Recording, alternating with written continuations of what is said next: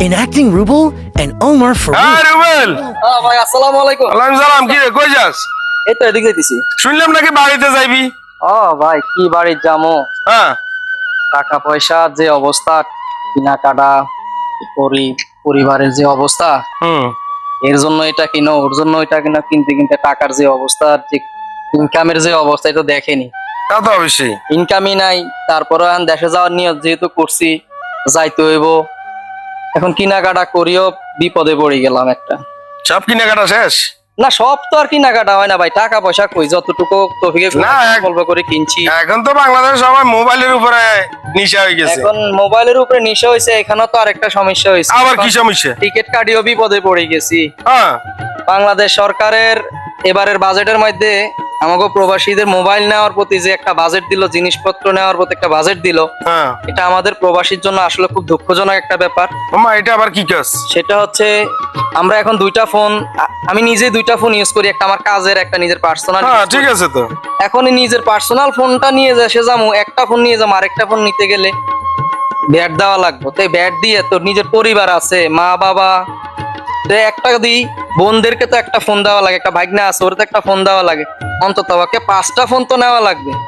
মানে এটা আবার কবে চালু হইলো? এই যে এই বাজেটে চালু করলো, 24-এর বাজেট। তো এইভাবে কেমনে যাবে বাংলাদেশের মানুষ? এখন এগুলা নিয়েও বিপদে পড়ে গেছি, এমনিতে টাকা নাই, আরো জিনিস নিয়ে এখন নিতে না পারলে এটা কি করবো।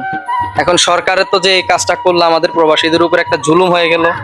আম্মা, এটা তো খুব অন্যায় হয়েছে, সব প্রবাসীদের উপরে একদম অন্যায় হয়েছে। আসলে ভাই, বাংলাদেশের প্রধানমন্ত্রীর কাছে একটাই আকুল আবেদন থাকা দরকার আমাদের, সেটা হচ্ছে বাংলাদেশের প্রধানমন্ত্রী, আমি আপনাদের নিকটে একটাই আমাদের আবেদন প্রবাসীদের পক্ষ থেকে, সেটা হচ্ছে যে ভ্যাটটা প্রবাসীদের উপরে আপনারা চাপায় দিচ্ছেন, আসলে এই ভ্যাটটা প্রবাসীরা কেউ মেনে নিতে পারতেছে না, এটা সকলের জন্য একটা কষ্টদায়ক।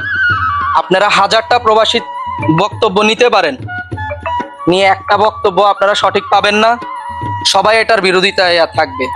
তো তা তো আসলে অবশ্যই। আপনারা আমাদেরকে যদি র্যাবিডেন্স যোদ্ধা বলেন, তাহলে র্যাবিডেন্স যোদ্ধাদেরকে যদি আপনারা সবসময় বাস দিতেই থাকেন, আসলা বাস, তাহলে আসলা বাস আমাদেরকে এভাবে না দিয়ে আপনারা এক কাজ করেন, আমাদেরকে একবারে 20 দেন, আমরা 20 খেয়ে মরে যাই।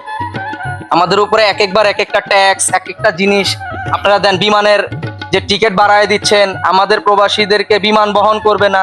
আমরা বাংলাদেশের নাগরিক, আমরা অন্য দেশ থেকে আসি নাই, আমরা দেশের চাকা সচল রাখার জন্য আজকে প্রবাসে আসছি, পরিবারকে সচল রাখার জন্য, দেশের চাকা সচল রাখার জন্য।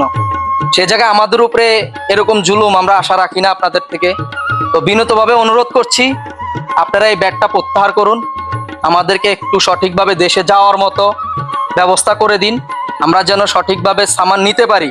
আমরা যদি একটা জিনিস নিয়ে, এটা আমাদের দেশে যাচ্ছে, আমাদের দেশের জন্য ভালো, তো এটা অনুরোধ রাখি। কি বলেন ভাই? হ্যাঁ, ঠিক আছে, কথা ঠিক আছে, তোমার কথা ঠিক আছে, কারণ এটা ছাড়া তো আমাদের কোনো উপায় নেই, রাস্তাও নেই। ঠিক আছে, আমরা বিদেশে থাকতে হইলে আমরা অবশ্যই বাংলাদেশের সবার মনের আশা পূরণ করতে হয়, এটা আমাদের গভর্নমেন্টের বোঝা উচিত। সবার মনের আশা পূরণ করতে হইলে তাহলে আমাদের সবার জন্য সবকিছু করতে হয়। তাহলে আপনারা আমাদের উপরে যদি ব্যাটটা চাপিয়ে দেন, তাহলে আমরা কিভাবে সবার মনের আশা পূর্ণ করব? এটা আমাদের পক্ষে সম্ভব না। ঠিক আছে।